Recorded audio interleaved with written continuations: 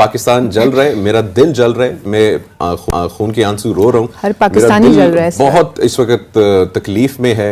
जब से मैं आया हूँ मेरे तो मेले ही यहाँ पे लगे हुए हैं, तो I am very happy coming to India. हर पाकिस्तानी इस वक्त परेशान है कि हमारा मुल्क किस तरफ जा रहा है।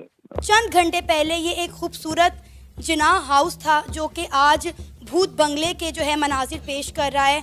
आप देखें कि कितना गुस्सा था, कितना अंगार था उन लोगों के अंदर कि उन्होंने घर को कितनी बुरी तरह जला दिया। अफगानिस्तान से जिस तरह अमेरिका को भगाया इसी तरह तुम्हारा हाल भी होगा, लेकिन तुमको भागने की जगह अब नहीं मिलेगा। सारे एयरपोर्ट बंद आज से। तो जाहिर है कि एक दिन ये होना था। उनकी तस्वीरें मौजूद थी जो कि मुझे यहाँ पर इस वक्त कुछ नजर नहीं आ रहा। इस वक्त ये जिनाह हाउस है, एक खंडर के मनाजिर पेश कर रहा है। खबर है कि इंटरबैंक में डॉलर की कीमत तारीखी बुलंद तरीन सतह पर पहुंच चुकी है। 293 रुपए पर ट्रेड हो रहा है। 4 कारोबारी दिनों में डॉलर 9 रुपए 41 पैसे महंगा हो चुका है। इस वक्त जो मुल्क के मुआशी हालात हैं, क्या कुछ बचा है या सब कुछ उड़ गया? 9 मई का दिन एक स्याह बाप की तरह हमेशा याद रखा जाएगा। बाद में मेरी तकरीर के इतने लोगों ने मेरे साथ पिक्चर्स उतरवाई, I felt like a film star. तो मैंने कहा यार ये लोगों की मोहब्बत है, वरना एक प्रोफेसर के साथ इस किस्म की अटेंशन तो नहीं होती। But people in India are full of love. तो ये बताइएगा कि पाकिस्तान का इस वक्त क्या इंप्रेशन पड़ रहा होगा दुनिया भर में। बहुत बहुत स्वागत है आपका सर, शो में भी और इंडिया में भी। आवाम से गालियां और मार खाने के बाद ISPR ने एक बयान जारी किया है। पाकिस्तानी सेना की इंटर सर्विसेज पब्लिक रिलेशन ने 9 मई को देश के इतिहास में एक काला चैप्टर घोषित कर दिया है। इमरान खान की गिरफ्तारी के बाद उनके समर्थकों ने लाहौर में कोर कमांडर के घर में भी तोड़फोड़ की और उसे आग के हवाले कर दिया। आटे को तरसी हुई पाकिस्तानी अवाम इस घर को लूट कर ले गई। पाकिस्तानी सेना की मीडिया विंग ISPR ने पाकिस्तान के बिगड़ते हालात पर कहा, सेना की संपत्तियों और प्रतिष्ठानों पर संगठित हमले किए गए और सेना विरोधी नारे लगाए गए। उन्होंने कहा यह दुष्ट तत्व लोगों की आंखों में धूल झोंकते हुए अपने स्वार्थी लक्ष्यों को पूरा करने के लिए जनता की भावनाओं को जोर शोर से भड़काते हैं। ISPR ने कहा देश के आंतरिक दुश्मन 75 साल तक जो नहीं कर पाया, वहीं सत्ता की लालसा में राजनीतिक चोला पहने इस जमात ने कर दिखाया है। हमारे साथ इश्ताक अहमद साहब मौजूद हैं और वो मौजूद हैं क्योंकि वो इंडिया में भी आए हुए, एक खास बात है। बहुत बहुत स्वागत है आपका सर, शो में भी और इंडिया में भी। बहुत बहुत शुक्रिया। जब से मैं आया हूँ मेरे तो मेले ही यहाँ पे लगे हुए हैं, तो I am very happy coming to India. Thank you Amar ji, thank you. Thank you sir. कैसा लग रहा है आपको इंडिया आके? भारत दौरा आपका चल रहा है, अभी आप महाराष्ट्र में। जब से मैं आया हूँ हम यहाँ पे 7 की सुबह 4 बजे मैं पहुँच गया था। फिर वहाँ से ड्राइव करते हुए नासिक हम आए और बहुत लोग आए हुए थे, क्वेश्चन आंसर भी हुए। तो जो मुझे समझ आती है कि इन दोनों मुल्कों में अगर normal relations, good relations, cooperative relations, trustworthy relations बन जाए तो सबको फ़ायदा ही है। और ख़ास तौर पे पाकिस्तान को जो इकोनॉमिकली बस्ट है उसको बड़ी एक चांस है आगे बढ़ने का। तो इसको I think it was very well received. बाद में मेरी तकरीर के इतने लोगों ने मेरे साथ पिक्चर्स उतरवाई, I felt like a film star.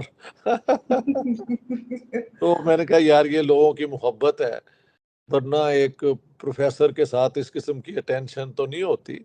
But people in India are full of love. Pakistan जल रहा है, मेरा दिल जल रहा है, मैं खून के आंसू रो रहा हूँ। हर पाकिस्तानी जल रहा है। बहुत इस वक्त तकलीफ में है। और ये थोड़ा सा सम अप करें, ये किस तरफ जा रहा है पाकिस्तान? जी बिस्मिल्लाहिर्रहमानिर्रहीम। बहुत शुक्रिया अपने शो में लेने का, और आप दोनों को मेरा सलाम और आपके देखने वालों को सलाम। और ऑब्वियसली हर पाकिस्तानी इस वक्त परेशान है कि हमारा मुल्क किस तरफ जा रहा है। और पिछले 75 सालों से जब से मैं कम अज कम शऊर की आंख मैंने खोली, तो मैं तो यही देख रहा हूँ कि Pakistan is at a critical juncture. और आज तो वाकई लगता है कि Pakistan is at a critical juncture. और जिस तरीके से मामलात अनफोल्ड हो रहे हैं किसी तौर भी, इससे जो है हमारे मुल्क की कोई खैर नहीं लगती। देखिए यहाँ तक सियासत का ताल्लुक है, सियासत में एहतजाज का भी हक सबको है। हमने बाहर दुनिया में बिलियन मार्च भी देखे, लोग आते हैं अपना एहतजाज रजिस्टर करवाते हैं और खामोशी से चले जाते हैं। पाकिस्तान में भी अच्छी मिसालें मौजूद हैं, ऐसा नहीं है कि पाकिस्तान में इससे पहले एहतजाज नहीं हुए, इससे पहले भी एहतजाज हुए हैं, बड़े अच्छे तरीके से लोग अपना मुद्दा बयान करके जमा होकर निकल जाते थे। और एक उसका कानूनी पहलू है। जहाँ तक सियासत की बात है, मैं समझता हूँ कि 2 दिन से जो पाकिस्तान में हो रहा है इसको किसी तरह भी कंडोन नहीं किया जा सकता। इस वक्त हम कोर कमांडर के घर के अंदर मौजूद हैं। रात हमने आपको दिखाया कि किस तरह पीटीआई कारकुनान की जानिब से कोर कमांडर के घर को आग लगा दी गई। इनका सामान जो है उठा कर यहाँ से ले जाया गया। घर के फर्नीचर को, दरख्तों को, गाड़ियों को बुरी तरह से तबाह बर्बाद कर दिया गया। कल रात हमने कोर कमांडर के घर के अंदर आने की कोशिश की, लेकिन यहाँ पर इतना हजूम था पीटीआई वर्कर्स का कि हमने अंदर नहीं आने दिया। इस वक्त हम कोर कमांडर के घर के अंदर मौजूद हैं। यहाँ पर मशीनरी आ चुकी है जो यहाँ से मलबा रिमूव कर रही हैं। देख सकते हैं कि इस वक्त घर की मौजूदा सूरत हाल क्या है। बिल्डिंग पूरी तरह जलकर तबाह हो चुकी है।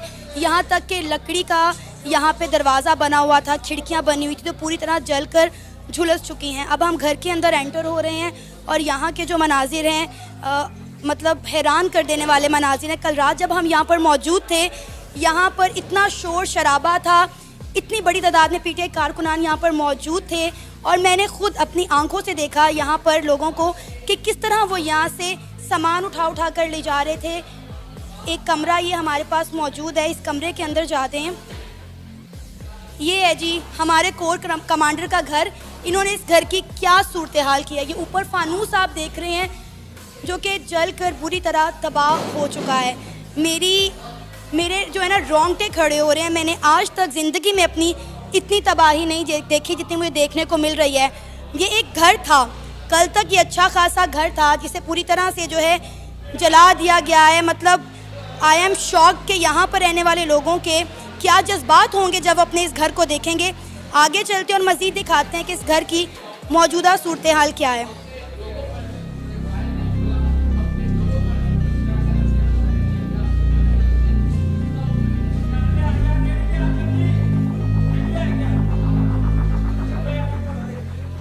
सबसे इंटरेस्टिंग बात यह है कि इस घर का नाम जिना हाउस है। कायद-ए-आज़म मोहम्मद अली जिन्ना की ये रिहाइशगाह थी एक वक्त में, जो बाद में उन्होंने आर्मी को डोनेट कर दी।